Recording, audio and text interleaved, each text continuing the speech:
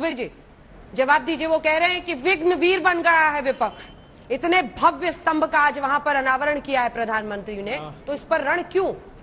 दुबे जी। अंजना जी, न सिर्फ भव्य है, गौरवशाली और वैभवशाली भी है भारत का यह प्रतीक चिन्ह। आखिर ये आया कहां से? भगवान बुद्ध ने वर्षावास के बाद अपने भिक्षुकों को निर्देशित किया कि चारों दिशाओं में जाओ और सर्वजन हिताय सर्वजन सुखाय के काम में लग जाओ। मैं आदरणीय प्रधानमंत्री जी से आग्रह करना चाहता हूं कि इस गगनचुंबी प्रतीक चिन्ह के सम्मुख खड़े होकर एक बार चारों दिशाओं में देखिए प्रधानमंत्री जी। सर्वजन दुखाय और सर्वजन रुलाय का वातावरण समूचे देश में है। हमारी आबादी 12 करोड़ लोगों ने अपने रोजगार से हाथ धो दिया। 84 करोड़ लोगों की आमदनी प्रधानमंत्री जी हिंदुस्तान में घट गई। किसान 27 रुपए प्रतिदिन कमा रहे हैं, तो धन्ना सेठ 1002 करोड़ रुपए रोज कमा रहे हैं। प्रधानमंत्री जी, ये जो गगनचुंबी और वैभवशाली प्रतीक चिन्ह हमारा है, तो क्या हम पुरानी संसद का जो हमारा गौरवशाली और वैभवशाली इतिहास रहा है, उस परंपरा को बरकरार रख पाएंगे? मुझे याद है 11 जून 2014 को जब आपने सदन में पहला भाषण दिया, तब कहा था कि मैं ये प्रचंड जीत के साथ मुझे जो शिक्षा मिली है वो विनम्रता की मिली है। आपने कहा कि मैं इस जीत के संख्या बल के आधार पर निर्णय नहीं लूंगा, मैं सदन की पक्ष और विपक्ष की सामूहिक चेतना से निर्णय लूंगा। तो क्या आज आप हृदय पर हाथ रखकर कह सकते हैं कि सामूहिकता के साथ आपने निर्णय लिया? पिछले मानसून सत्र में आपने कहा कि खुले दिल से, खुले मन से मैं चाहता हूं कि बहस हो, डिबेट और डिस्कशन ही पार्लियामेंट है।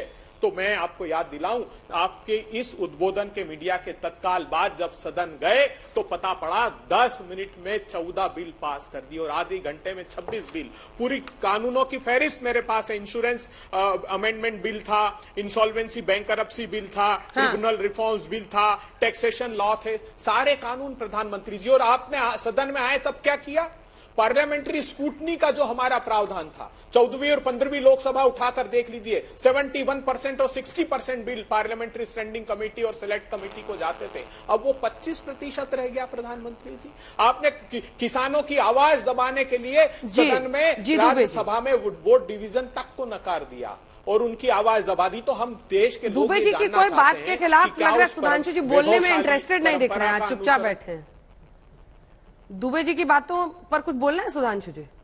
एक एक करके सरकार की नाकामियां गिना रहे हैं वो, पूरी लिस्ट है। हाँ ठीक है, last point mister Dubey, last point मुझे वारिस पठान साहब के पास दिया। Dubey ji last point, last point. देखिए मैं मेरे विद्वान साथी को एक बात और याद दिलाना चाहता हूँ कि ये जो भारत का राष्ट्रीय आदर्श वाक्य है ना, वो उस प्रतीक चिन्ह के नीचे लिखा है जो मुंडक उपनिषद से हमने लिया है, सत्यमेव जयते, अर्थात अंततः सत्य की ही जीत होती है। तो इस बात को एक बार गौर से सुन लीजिएगा कि जितना आप वैमनस्य का वातावरण फैला रहे हैं, जितना प्रजातंत्र का दमन करके देश की जनता के साथ अन्याय कर रहे हैं, जितना असत्य बोलकर आप सत्ता को चला रहे हैं, वो अंततः जीत उस सत्य की होगी और वो सत्य का प्रतीक राहुल गांधी है। ये समूचा देश आज जानने लगा है। सत्य की ही जीत होगी और इस बात से आपको डरना चाहिए। और सत्य के प्रतीक राहुल गांधी। एक साथ सुधांशु जी जवाब दीजिएगा, वारिस जी का भी, त्यागी जी का कमेंट ले लो। एक सेकंड, रागी जी और उनका कमेंट ले लो। वारिस पठान साहब। अच्छा ठीक।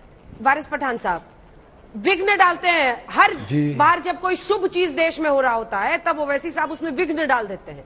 ये मेन पॉइंट है सुधांशु जी का। ये विपक्ष इस देश की प्रगति में खुश नहीं होता है। अब ये स्तंभ देखकर क्यों न गर्व करे हर हिंदुस्तानी? क्या प्रॉब्लम है? देखिए, संविधान को बचाना, संविधान के दायरे में रहकर अपनी बात रखने को विघ्न डालना नहीं कहते। आज जो प्रधानमंत्री ने किया वो संविधान नियमों का कड़ा उल्लंघन है। संविधान के अंदर, तो सुधांशु जी को पता होगा, संविधान सेपरेट पावर करता है पार्लियामेंट का, जहां पर गवर्नमेंट, जुडिशरी, पार्लियामेंट तीनों अलग है। संविधान के सेपरेट पावर होते हैं उसके अंदर। और हमारे जो देश के प्रधानमंत्री है वो गवर्नमेंट के इसमें शूट उनको नहीं करना चाहिए था। जब वहां पर लोकसभा के हेड कौन होता है? स्पीकर होता है। स्पीकर साहब बाजू में खड़े हैं, प्रधानमंत्री जी उसका अनावरण कर रहे हैं, इनॉग्रेशन कर रहे हैं। तो ये किस तरह से संविधान का पालन करा जा रहा है? देश के प्रधानमंत्री को देश के सामने एग्जाम्पल सेट करना चाहिए था कि ये सेक्युलर डेमोक्रेटिक रिपब्लिक है हमारा। अभी सुधांशु जी ने भी इसका जिक्र किया।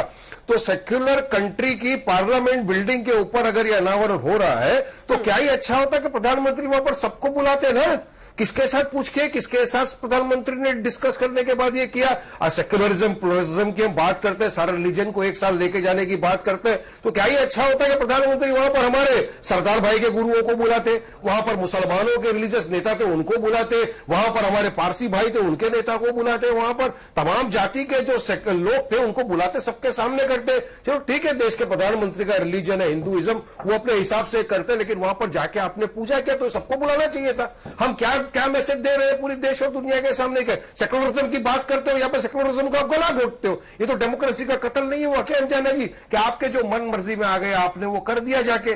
नहीं, ये हमारे देश के ऊपर सबकी नजर है और ये हमारी सेक्युलर कंट्री की पार्लियामेंट बिल्डिंग के ऊपर था।